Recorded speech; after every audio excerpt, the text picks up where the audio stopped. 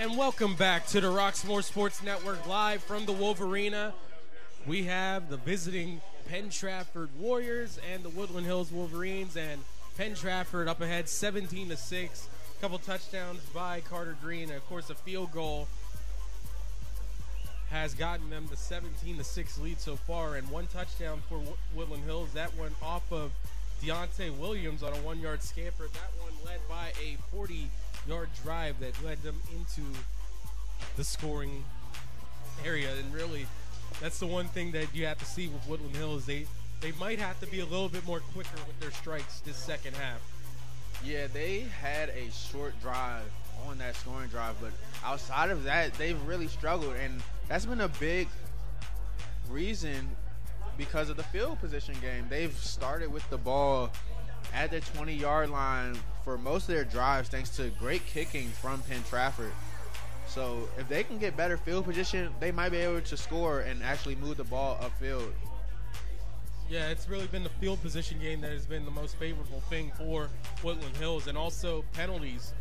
Right now, it's like penalties haven't killed them to the extent they've done all season for them tonight, but still, they have to improve on a lot of those things if they want to come out with the victory.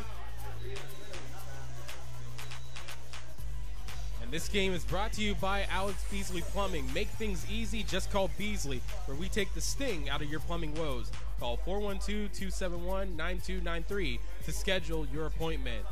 And you gotta try Shelly Pie, the best pizza in Pittsburgh, located at 912 Penn Avenue in Turtle Creek. Check out the menu at shellypie.com and place an order by calling 412-646-2560. Penn-Trafford will kick it to Woodland Hills to start this second half. And what are you looking to see out of these Wolverines?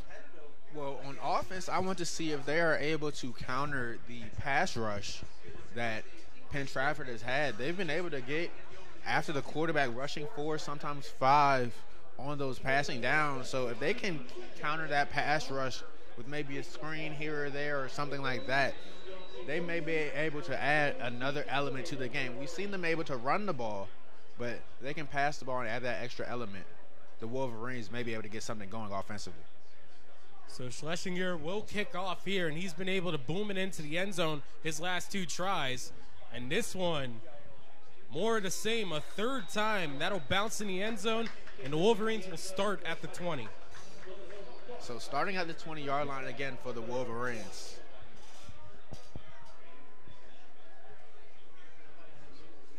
So now we'll see what they plan out here, as Jashawn Pringle, he was involved in the homecoming festivities during the halftime break.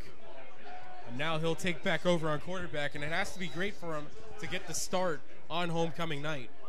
Yeah, that's a moment that all kids dream of. Starting on homecoming night, that's something you can never forget. So they go doubles here, 2 left and right, running back to his right. They motion over. It's Williams, back to pass goes Pringle. Pringle steps up. Pringle, he's wrapped down, and he is sacked.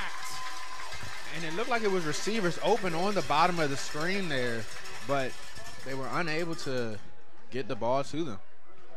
That was the nose tackle, Joe Enick, on the sack, and Penn-Trafford gets a good start on defense, as now it's 2nd and long. But it was only a loss of 1, even though with it, because he was stepping up. He looked like he was ready to run, but Enick was right there. And one thing I noticed on that last play is there wasn't any adjustment made by the Penn-Trafford defense on that motion. He gives it to Jones, bounces to the left.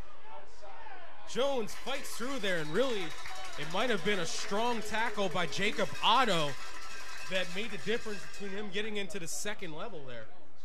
Yeah, good tackle, and also a good fill by Yacamelli coming downhill, taking on the receiver's block and helping out on that tackle. I think that intuitiveness as a running back helps him in that situation, coming down as a safety. Yes, it was the 2 defensive backs in there, but they got down there quick. 6-yard gain for Jones, and now it's 3rd and 5. trips bunch. And they break it open. Now it's just trips to the right, one receiver to the left.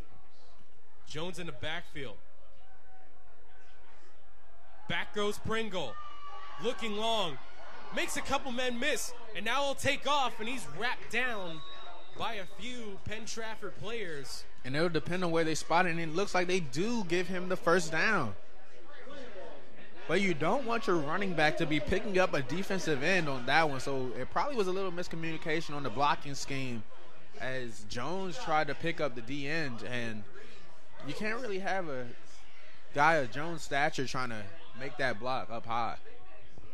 Yeah, Brandon Jones really, there's been a couple plays this season in which he's really been able to spring out those blocks that got their quarterbacks on the move, and he's doing it again tonight. So now, new set of downs, 1st and 10, tight bunch to the right, one receiver to the left, Pringle rolling right. Nice block by Jones, looking for Williams, and that one a little too high, incomplete. But I like what they were doing there. That's a play they ran in the first half, but the pressure did get to Williams, or to Pringle, excuse me, on the first half play. But this time they were able to bring Jones and shift him on the opposite side of formation to help out when the quarterback rolled out. So good play design there. That might be something they come back to later in the game as they were just out of reach for Williams. Yeah, a little bit lower, and Williams has a little bit of room for space, and I've seen him take off down the right sideline plenty of times, and he put that one to the house, no doubt. 2nd and 10, trips to the right, running back to the left, and he'll have it. It's Jones. Jones up towards right tackle spot, moves up a little bit closer, maybe 2 or so yards. And they used that 3-deep safety look once again, almost in a quarters look. Some might say a quarters look for that Penn-Trafford defense. So it's 5 in the box. You have 7 in the box for Woodland Hills. So if they can keep taking advantage of that running the ball, one of those is bound to spring. Yeah, a lot of those run plays are a little bit slow developing for the blockers. That's the difference between them breaking into the second level and really picking up chunk plays on the ground. 1 yard gain on that last play, so here it's 3rd and 9. Now they go trips to the left and a receiver out high. Looks like it's Williams. And then 5 in the box once again. Here's Pringle. Floating this one long, looking for Williams, and he overshot that one, incomplete. But Pringle showing off some arm strength on that one. Outshooting even the safety's angle. So close there, but still, you have to like the aggressiveness there. They challenged them in that 3 safety look, and now it's only a matter of time. They just gotta float that one a little bit more for Williams. But it's 4th and 9, and Pringle's still standing back there. So what's their plan? And it looks like Williams coming off late. He will go for the punt. And this one on the far right hash. It's Green back there again. He boots this one. Green calling for the fair catch. Falling forward for that one. He'll fair catch it at the 42-yard line.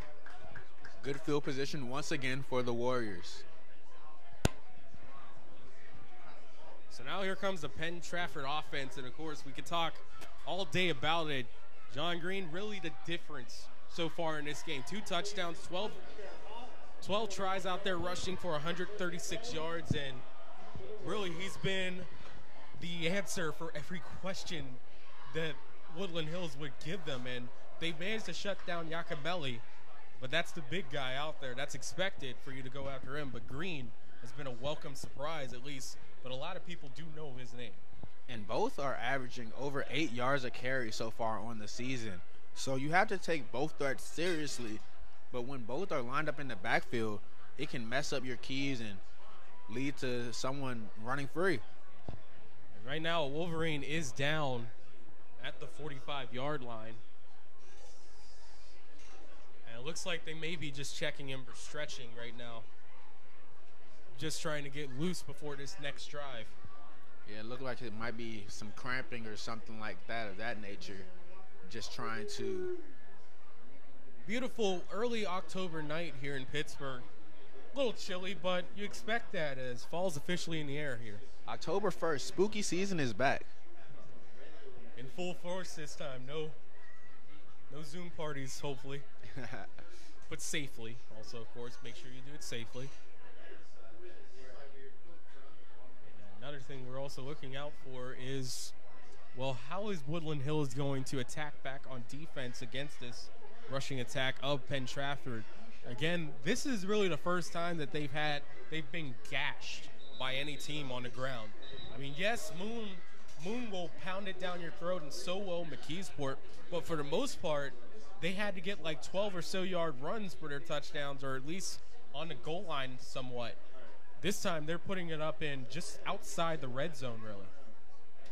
And they've kind of loaded the box a lot here. And you see, once again, they'll have 6 players on the line of scrimmage. And it looks like that formation really caused a false start for Penn-Trafford. I noticed what they were doing there. It looked like they were going back to a single high safety. It looked like that was more of a prowling nickel. As you can see, it's like 5 or 6 up on the line, let alone the box. Yeah, they had 6 on the line of scrimmage there, but there was only one player not in the box for Penn-Trafford as they come back in that formation right here. So they might want to bring one of those safeties down. And they give it, Giacomelli, this time one of his most impressive runs of the night, and he breaks right up the middle, and he will score to the 10-5 and touchdown, Penn-Trafford. And Giacomelli just making people miss, pressing the B button, circle button, spin moves, getting upfield. Giacomelli showing a big reason is why he's committed to Wisconsin. And you wanted the answer right there. You just got it. As suddenly, just on one run, Giacomelli changes the entire fortunes of the night, and now it's a 23-6 lead for Penn-Trafford. Extra point pending. That's 3 rushing touchdowns on the evening, all of 20 yards or more. Point after by Schlesinger, good, and they take a 24-6 lead with 8:49 remaining in this third quarter. And there we go right there. The gashes have been aplenty for Penn-Trafford tonight, and this really is the first time that Woodland Hills hasn't had an answer defensively for anyone all season.